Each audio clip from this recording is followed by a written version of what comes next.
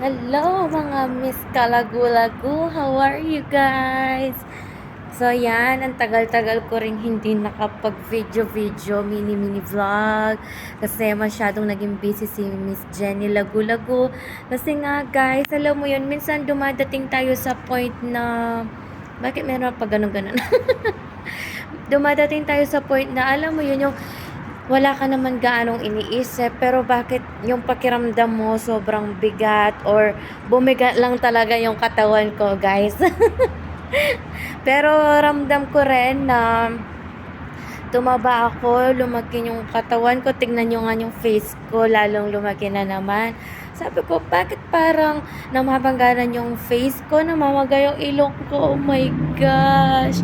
Yan, lalo na sa mga babae, alam niyo yung PCOS, yan yung ano natin, kapag meron tayong hormonal imbalance sa ating ovaries, 'di ba? Yun.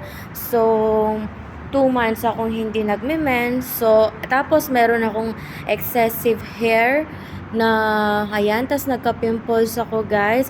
Na-stress din ako diyan, ha, actually. Na-stress ako sa kakaisip.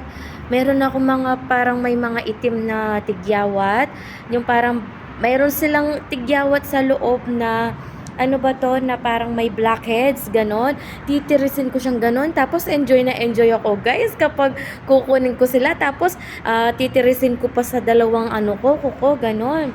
Sabi ko, yan, papating kita, sabi ko, para hindi ka na dumami. Pero syempre hindi natin makontrol yon dahil sa init din ng panahon, guys. So, sabi kasi minsan may payong ako pero minsan hindi ko nagagamit yung payong. So sabi ko ganun, siguro nga dahil na rin to sa hindi ako nakapayong. Tapos sobrang init dito sa Dubai, 'di ba? Then, nung ano, gamit ako ng gamit ng iba't ibang soap, ng cream, nahihirapan talaga ako. So, ngayon, naging okay na siya. Nag-stay put ako doon sa cream na ginagamit ko, tsaka toner, nag-rejuvenating din ako para mabakbak siya. Tapos ngayon, nagda-dry na yung mga pimples. Tapos, nababakbak din yung face ko nito, yan. Kaya nga kung makikita ninyo guys na may pula, ayan, tapos may puti kasi hindi pantay-pantay pa yung ano, may nabakbak na, tapos merong hindi pa nababakbak. So, yun. So, ngayon, nakapag-vlog ako, nakakagawa ako ng mini vlog ngayon kasi nasa mood ako, guys. Sabi ko, back to normal muna si Miss Lagu-Lagu, kahit may konting iniisip, medyo na-stress sa katabaan. Siguro talagang ganun, guys, no? Sabi ko nga, kung nga yung artista nakakaranas ng ganito, alam ko kinaka-stress din nila yung ganitong feelings, 'di ba? Sino ba naman yung may gusto na bigla-bigla ka na lang lumalaki, palaki, pagkagising mo lumalaki ka na naman. 'Di ba, sana kung height yung lumalaki sa akin, guys. Sobrang hirap. Ako pa naman ayoko, medyo conscious ako sa body ko at saka sa face ko, ganyan. So gusto ko laging okay yan. Pero syempre, parang sa ano na lang natin, sa situations na lang natin. Hindi natin masabi na every time you're always happy, 'di ba? Kasi kailangan mo rin siyang i-balance. Meron dumadating sa atin na sad tayo today, tomorrow you will become happy, 'di ba? Hindi naman ibibigay ni Papa God na always good, kasi paano ka matututo kung always good and always happy ka, 'di ba, guys? So siguro gano'n na nga sa akin. Tapos nagka lesson learned din ako, guys. Then yun na nga, guys. And then nagka lesson learn ako. Sabi ko nga, siguro dahil nakakain ko yung lahat-lahat. What I mean, kaya kong bumili dito, kaya kong kumain sa ano, sa ibang restaurant. Tapos kung anong gusto kong kainin this time, makukuha ko, mabibili ko. Tapos kunwari gabi na rin, tapos bago matulog, ano kayang pwedeng kainin? Alam mo yung busog ka na, pero gusto mo pa rin kumain, tapos o-order ka na naman. So, yun yung nangyari sa akin, guys. Siguro sabi ko, lesson learned na rin sa akin to. Hindi porket kaya mong bilhin ng lahat, kaya mong kunin ng lahat. Limit lang guys, kasi after that, sabi nga nila, yung, ewan ko kung sa Kapampangan lang to, yung pupupulin mo yan kapag tumanda ka. Ayun. Tulad nga, busog ako. Kumain na naman ako ng love ko to. Yan. So, tapos, ayun nga guys, sabi ko, siguro nga, tapos, hindi naman natin nakukuha yun sa, kunwari, inom ka ng mga diet pills, ganyan. Kailangan pa rin ng exercise guys. Alam nyo, ano yung napansin ko? Kapag may exercise yung isang tao, napakagaan ng katawan. Oo, pagod ka. But after that, magaan yung katawan mo, blooming pa yung balat mo, 'di ba, guys? So, yun. So, sabi kong ganun, sige na nga, bawasan ko na nga. Minsan, di pa rin napipigilan na mag-order dito, order doon. Pero, limit na lang, guys. For example, dati, nag-order ako sa isang restaurant na mas mahal siya. Okay? Mas mahal siya, guys. Tapos, ngayon, dahil hindi ko siya matanggal ng biglaan na ganun-ganun na lang, order ako sa isang branch, ay sa isang brand na same sila ng binebenta pero mas mura naman to. It means, maliit lang yung quality ng pagkain niya.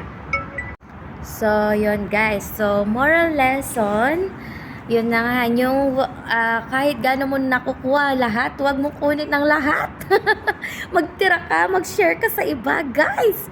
Ayan. Kaya nga tayo nagkakasakit, diba? Like my brother before, yan yung kuya ko, nung bago ako magbakasyon ng 2022, malapit na lang akong umuwi, ilang araw na lang, tapos na hospital nga siya that time.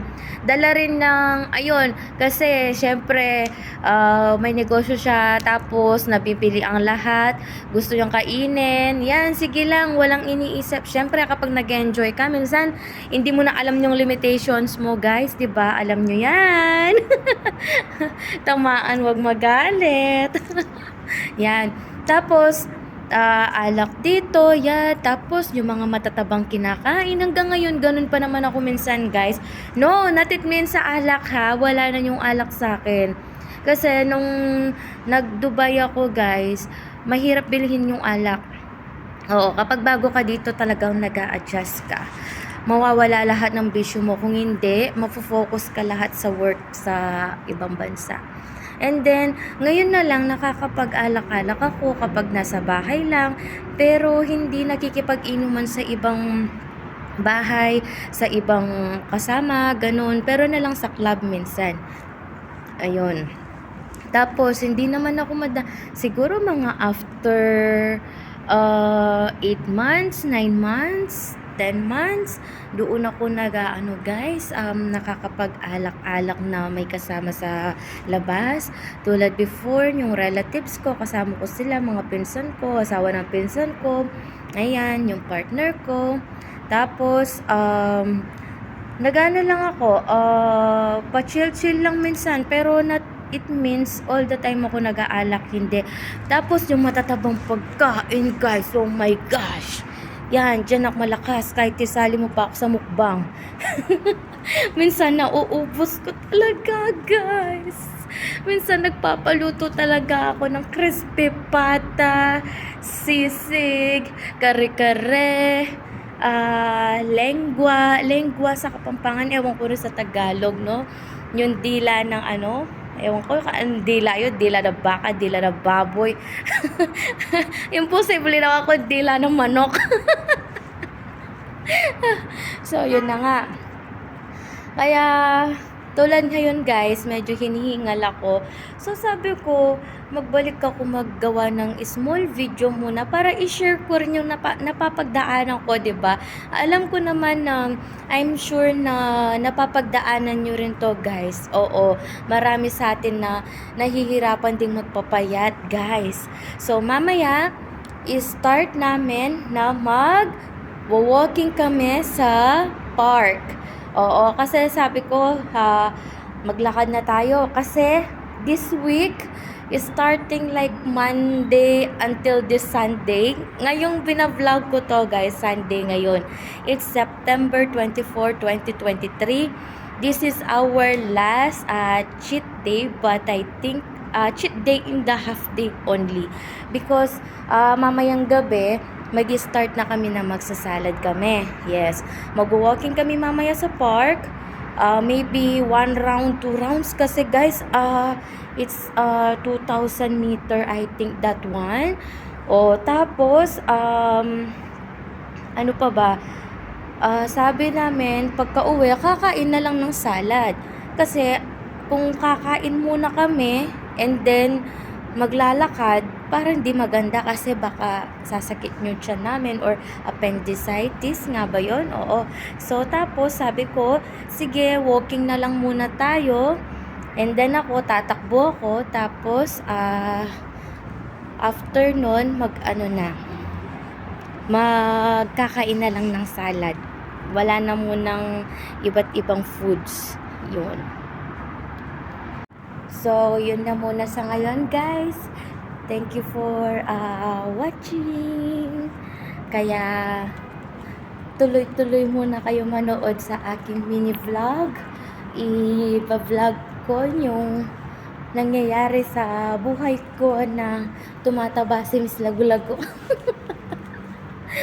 Sana masubaybayan niyo kung pumayat at sana papayat nga ako, guys. Ang hirap. Lumaki na lumaki ang mukha ko. Thank you for watching!